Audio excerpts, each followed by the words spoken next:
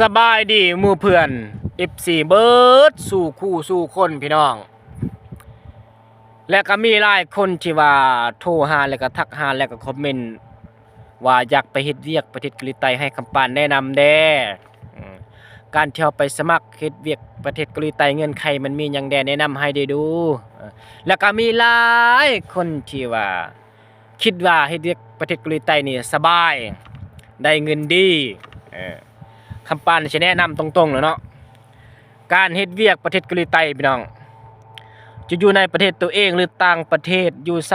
ก็แล้วแต่พี่น้องการเฮ็ดเวียกมันถูกเบิดพี่น้องการที่เฮาไปเฮ็ดเวียกประเทศเกาหลีใต้มันก็ขึ้นกับดวงไผดวงมันเด้อพี่น้องเด้อตัวนี้คำปานแนะนำให้ตรงๆเลยบางคนไปถึกบ่อนในจ้างที่ดีเพิ่นก็เลี้ยงข้าวเลี้ยงน้ำ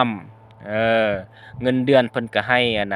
1,830,000 วอนตามกฎหมายของเกาหลีวางไว้บางคนไปถึกบ่อนในจ้างที่ให้เงินเดือนก็ได้1,2 1,3มันก็บ่ถึกตามกฎหมายของเกาหลีวางไว้บางเทื่อเขาเพิ่นก็บ่เลี้ยงบางคนมาบ่ฮอดเดือน2 เดือนก็อยากกลับย้อนว่าบ่ถึกใจบางคนไปอยู่ห้าวบ่อนนี้ในจ้างบ่อนนี้เนาะบ่ถึกใจก็ย้ายอยู่ห้าวบ่อนนั้นบ่ถึกใจก็ย้ายบ่อนนั้นย้าย 2-3 เทื่อเพิ่นก็บ่รับเพิ่นก็เซ็นกลับประเทศตัวเองพี่น้องการเฮ็ดเวียกคำปานบอกเลยเด้อเอาใจมาและความอดทนพี่น้องมันบ่ได้สบายกันเฮ็ดเวียกพี่น้องทุกเบิดต้องมีความอดทนห้าวหั้นเฮ็ดเวียกโอเคบางคนเป็นถึกบ่อนในจ้างที่ขายเป็นให้เป็นชั่วโมงก็มีบ่อนในจ้างเฮ็ดให้เป็นมื้อก็มีเป็นเดือนก็มีมันบ่คือกันพี่น้องฉะนั้นให้ทุกคนท่านอยากมาคือกำปั้นเว้าเนาะต้องเอาใจพี่น้องผู้ใดที่ว่าอยากมาระยะยาวก็เรียนภาษาผู้ใดอยากมาระยะสั้นภาษาบ่ฮู้เพิ่นก็รับถ้าเฮาบ่เป็นพญาติพวกเพชรสัมพันธ์บ่ตังทรงบ่พวกที่ว่า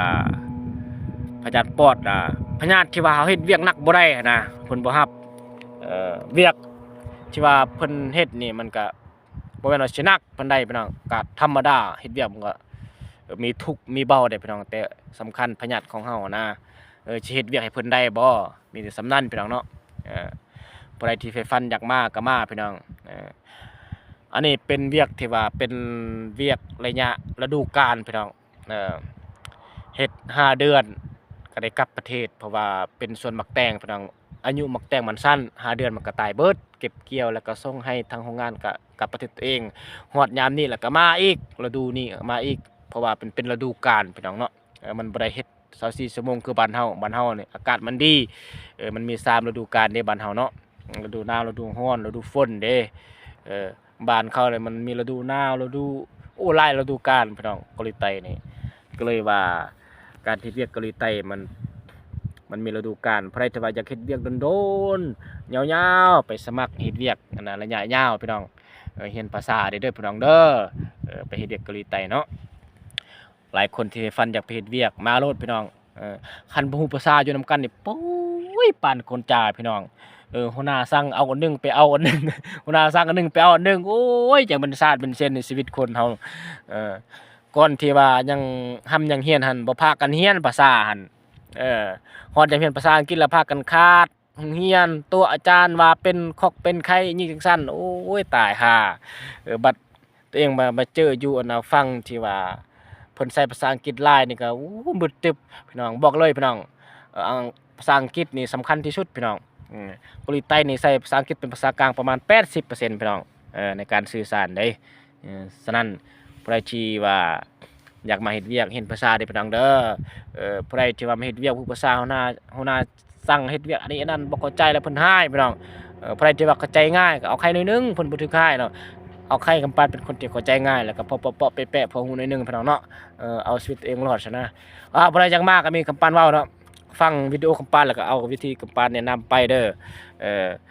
ถ้ามีบริษัทลงไปเมืองพวกเจ้าอยู่นะพวกเจ้าก็ไปสมัครครับเพิ่นต้องการนะการเฮ็ดเวียกเกาหลีใต้นี่มันเป็นฤดูกาลเนาะสมมุติว่าฤดูกาลนี้ก็เขาเจ้ากำลังปิดหมักแตงเนาะเขาเจ้าต้องการแรงงานคนลาวประมาณ800เพิ่นก็เอาสำนั้นมาการนั้นเพิ่นก็บ่รับมันเป็นฤดูกาลนี่พี่น้องมีแต่สำนั้นเนาะให้ทุกคนเข้าใจเด้อพี่น้องเด้ออ้าวใครอยากมาก็มาบ๊ายบายมื้อสุขทุกคน